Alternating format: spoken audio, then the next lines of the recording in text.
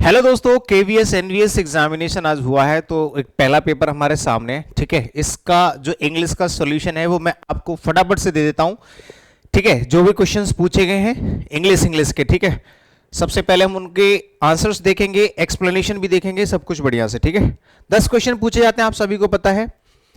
तो सबसे पहले तो मैथ्स, रीजनिंग, कंप्यूटर वगैरह, ये लास्ट में 80 क्वेश्चन नंबर 81 से आपके स्टार्ट होते हैं इंग्लिश के। ठीक है, तो यहां पे आप देखना, ये रहा, ये आपका पेपर आ चुका है। इसके इंग्लिश के जितने भी क्वेश्चंस हैं, 10 क्वेश्चंस हैं, इनको समझ लेते हैं। आई होप कि आपको ये दिख रहा होगा। ठीक है, अच्छे से दिख रहा है सभी को। देखो, ये पूछ रहा है पहले क्वेश्चन में आपसे, क्या पूछ रहा है मेरे भाई, कह रहा है कि answer the following question, question number 81 to 90, मतलब 81 से लेकर 90 तक इंग्लिश के कुछ क्वेश्चंस हैं। पहला क्वेश्चन है 81, ये पूछ रहा है कि identify the parts of speech of the underline part, जो मैंने कल के मॉक टेस्ट में भी कराया था ऐसा क्वेश्चन।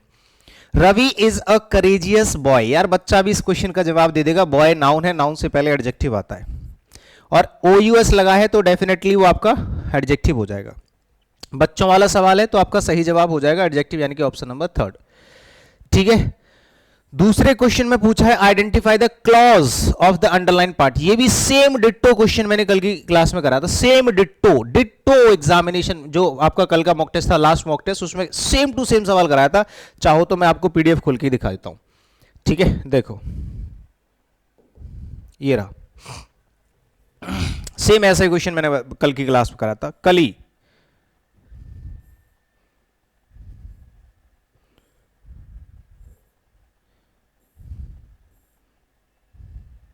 ये रहा सेम क्वेश्चन नहीं है, देखो आराम से देख लो।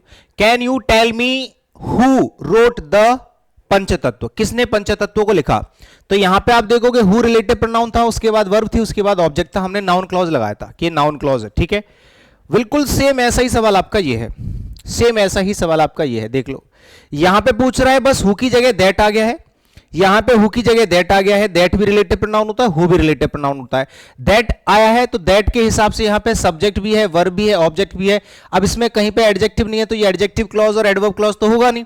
प्रिंसिपल क्लॉज आपका ये हो जाएगा, तो ये भी ऑप्शन में से हट गया, क्या बचा, ऑप्शन नंबर 4, यानी कि नाउन क्लॉज हो जाएगा। ठीक है, दैट आई आस्क्ड हिम जो है वो एक नाउन क्लॉज की तरह काम करेगा, तो नाउन क्लॉज यानी कि ऑप्शन नंबर 4 इसका सही जवाब हो जाएगा।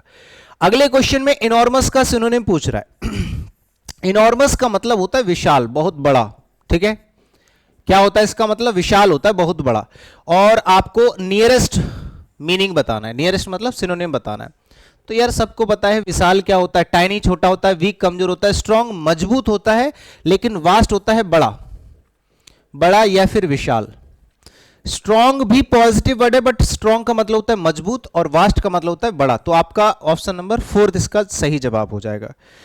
फिर आ जाता है आपका नीचे एक और क्वेश्चन है, हिज प्रोफेसर, उसके जो प्रोफेसर हैं, कॉल्ड फॉर एक फ्रेजल वर्ब होती है, कॉल फॉर एक फ्रेजल वर्ब होती है। ठीक है, कॉल फॉर का मतलब होता है किसी चीज की डिमांड करना, क्या करना, टू डिमांड फॉर समथिंग या टू डिमांड समथिंग, किसी चीज की डिमांड, अपनी मांग रखना, कॉल फॉर होता है, तो डिमांडेड हो जाएगा। कॉल्ड सेकंड फॉर्म, तो डिमांड की भी सेकंड फॉर्म डिमांडेड। ठीक है, कॉल फॉर एक फ्रेजल वर्ब होती है, फ्रेजल वर्ब से एक सवाल पूछा जाएगा, मैंने आपको बताया भी था।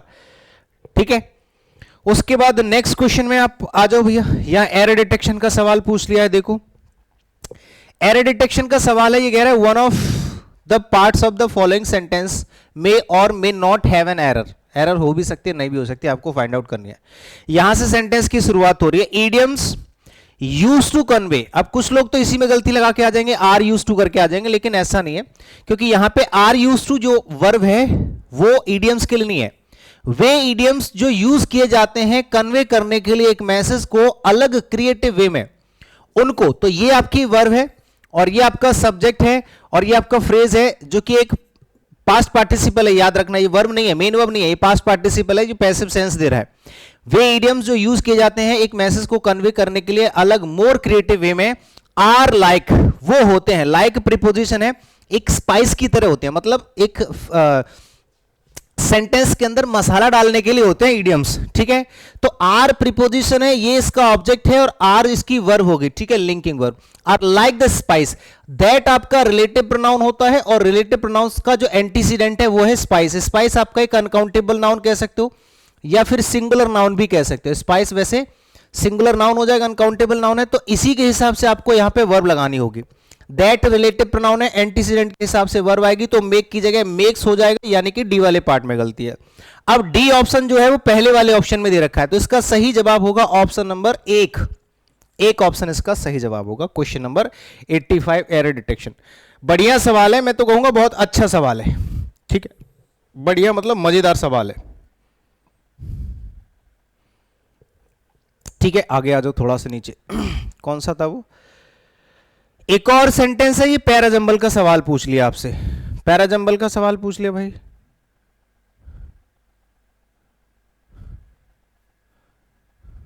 ठीक है, पैराजंबल का सवाल पूछ रहा है। यहां पे एक सेंटेंस को 4 हिस्सों में बांट दिया है।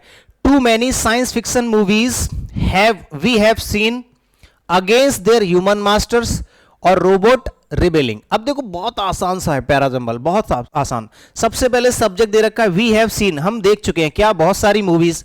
तो इसके बाद ये आएगा हम देख चुके हैं बहुत सारी साइंस फिक्शन मूवीज। अबाउट किसके बारे में मूवीज देखी हैं, रोबोट रिवेलिंग, रोबोट जो है वो बदला लेते हैं किनके खिलाफ, अपने ह्यूमन मास्टर्स। किनके ह्यूमन मास्टर्स, रोबोट के तो ह्यूमन मास्टर्स होंगे। तो देखो डी के बाद बी आएगा और बी के बाद ए आएगा, तो BADB कहां, सॉरी ये ऊपर नीचे है ना, तो डी के बाद बी आएगा, डी के बाद बी आएगा और सी के बाद ए आएगा, सी के बाद ए आएगा, ठीक है। CADB ऑप्शन नंबर ए इसका सही जवाब हो गया। आंसर आपका हो जाएगा ऑप्शन नंबर 1, ठीक है भैया। क्वेश्चन नंबर 86 का आंसर आपका हो जाएगा ऑप्शन नंबर 1। फिर आ जाता आपका 88। क्वेश्चन नंबर 88 का वो अपोजिट मीनिंग पूछ रहा है, यानी कि एंटोनिम पूछ रहा है डाउन का। ये मैंने कितनी बार बता रखा है, आर्टिकल टॉपिक में पढ़ाया था, याद करो। मात्र 10 से 15-20 क्लासेस मैंने दिए हैं एप्लीकेशन पे आपको, है ना, और वहां पर आपको ये सारा कुछ सिखा रखा था। आर्टिकल टॉपिक में मैंने आप लोगों को या प्रीपोजिशन टॉपिक में बताया था कि डाउन और डस्क के लिए प्रीपोजिशन एट आती है, और डाउन और डस्क का मतलब भी क्या होता है, डाउन होता है सूर्योदय, और डस्क होता है सूर्यास्त होता है। मॉर्निंग सुबह होती है, सनराइज सूर्योदय होता है, डार्क होता है अंधेरा, ठीक है। तो आपका सही जवाब 4th हो जाएगा, इसका करेक्ट आंसर 4th हो जाएगा, ठीक है। 88 का आंसर देख लो भाई।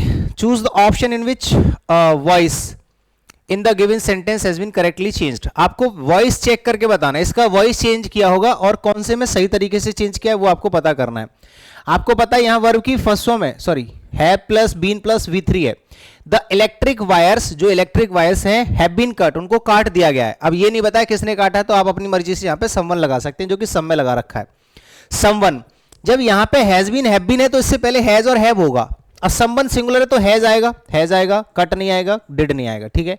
हैज के बाद बीन और आईएनजी तो आ ही नहीं सकता। जब has plus been plus V3 है तो इससे पहले हैज या हैव प्लस V3 होगा। हैज है प्लस V3, यहां पे कट की तीनों फॉर्म एक जैसी होती हैं। Someone has cut the electric wire, so option number 20 का सही जवाब हो गया। Second option is the correct answer, very simple. 89 देख लो भाई, ये पूछ रहा है कि क्वेश्चन है ही वर्कड एंड एट, उसने काम किया और खाया, डैश मॉर्निंग टिल नाइट। देखो यहां से यहां तक, मॉर्निंग से नाइट तक, तो यहां पे आपने टिल लगा दिया, तो यहां पे सिंस लगाना पड़ेगा। Since morning till night, morning से रात तक, से और तक के सेंस में हम सिंस यूज करते हैं, ठीक है। हाँ, सिंस मॉर्निंग टिल नाइट। अगर यहां पे टू होता तो हम यहां पे फ्रॉम लगा देते, यहां पे फ्रॉम लगाते, और अगर यहां पे टिल है तो यहां पे सिंस लगाएंगे। ऑप्शन नंबर 20 का सही जवाब। एक आखिरी सवाल ये है आपका फिल इन द ब्लैंक का, ये बच्चों वाला सवाल है। नॉट अ वर्ड, एक single word, not a word ऐसे करके बोलते हैं, इनको कोलोकेशंस बोलते हैं, ठीक है। एक सिंगल वर्ड भी उसने नहीं बोला है, ठीक है। Not a word was uttered, uttered मतलब होता है बोलना, ठीक है। अटर्ड मतलब सेकंड फॉर्म में तो बोला। एक शब्द भी नहीं बोला गया इन द लाइब्रेरी, लाइब्रेरी में, ठीक है, एक सिंगल वर्ड भी नहीं बोला गया लाइब्रेरी में, तो नॉट अ सिंगल वर्ड या not a word was uttered in the library. Option number A इसका सही जवाब होगा। क्लियर कट आंसर है, कुछ नहीं है, बहुत आसान पेपर आया है, बहुत ज्यादा आसान। ठीक है, तो आप आराम से सारे के सारे क्वेश्चंस के आंसर्स मैच कर सकते हैं। एक्सप्लेनेशन मैंने यहां पे दे दिए हैं, अभी इसके आंसर की ऑफिशियली कहीं पर नहीं मिलेगी, मैंने आपको सारे क्वेश्चंस के आंसर्स बता दिए हैं। और ये जो पीडीएफ है, कंप्लीट फाइल आप लोगों को टेलीग्राम चैनल पे मिल जाएगी, टीचिंग मंत्रा टेलीग्राम चैनल पे। ठीक है, जय हिंद।